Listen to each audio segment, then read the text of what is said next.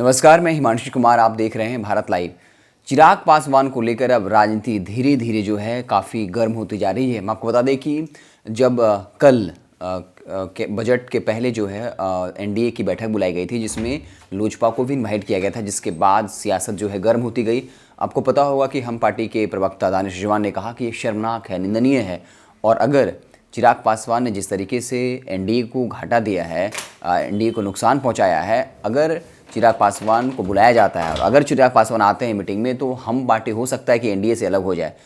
इसको लेकर जीडी चुप थी, जिसको लेकर कई तरह की खबरें चलती रहीं कि ऐसा लगता है कि नीतीश कुमार ने ही हम पार्टी को कहते हैं कि कहने के लिए कुछ कहा हो कि आप चिराग पासवान को लेकर कहिए। लेकिन जेडीयू की चुप्पी पर सवाल उठ रहा था, लेकिन अंततः जेडीयू के प्रवक्ता और महासचिव केसी त्यागी ने भी स्पष्ट कर दिया। जब पत्रकारों ने उनसे सवाल पूछा तो उन्होंने कहा कि एनडीए का हिस्सा तो चिराग पासवान है ही नहीं, क्योंकि जिस तरीके से चिराग पासवान ने 25 से ज़्यादा सीटों पर नुकसान पहुंचाया है और काफ़ी कम अंतर से एनडीए सरकार बना पाई, तो चिराग पासवान का एनडीए में रहने का कोई सवाल नहीं उठता। हम बता दें कि जेडीयू प्रवक्ता केसी त्यागी ने पहले भी यही बात कही थी कि जिस तरीके से चिराग पासवान ने अलग होकर चुनाव लड़ा और काफ़ी सीटों पर एनडीए को नुकसान पहुंचाया, नीतीश कुमार के खिलाफ अपशब्द कहते रहे, तो अगर चिराग पासवान एनडीए का हिस्सा होते हैं तो फिर ये अमित्रत व्यवहार जैसा है और एनडीए के लिए ठीक नहीं होगा।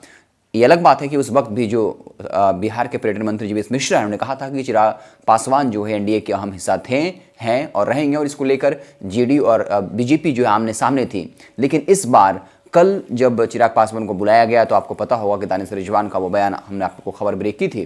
कहा कि ऐसा भी हो सकता है कि अगर वो शामिल हों तो हम पार्टी से अलग हो सकते हैं, एनडीए से अलग हो सकते हैं।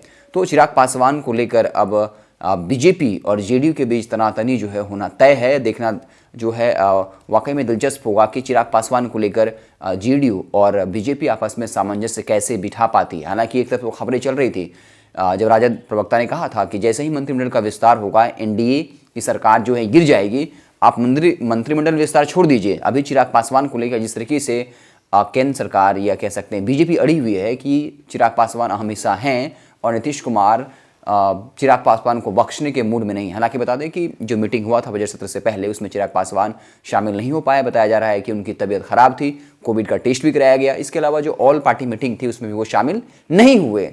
अगर चिराग पासवान शामिल होते तो फिर क्या होता, कुछ और परिदृश्य होता।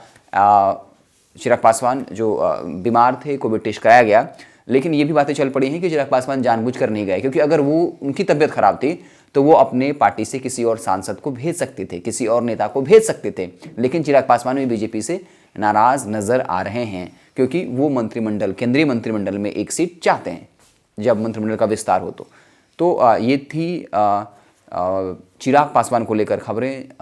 जिस तरह से बीजेपी और जेडीयू में तनातनी चल रही हैं, तो आप अन्य अलग अलग खबरों के लिए उनसे अपडेट रहने के लिए जुड़े रहें भारत लाइव के साथ। बहुत बहुत धन्यवाद।